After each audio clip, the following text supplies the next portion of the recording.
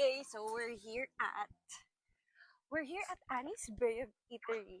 Na just tanong, one of my viewers na nung nag-ano ako ng Aling Lucy.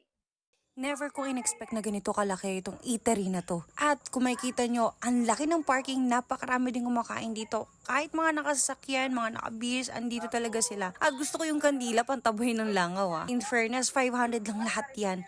At sobrang sterile nitong lalaganan nila ng kutsara at tinidor. At meron pa silang free soup. So we're going to try this sisig.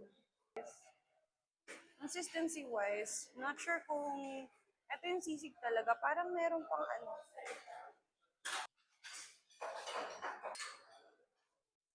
Ah!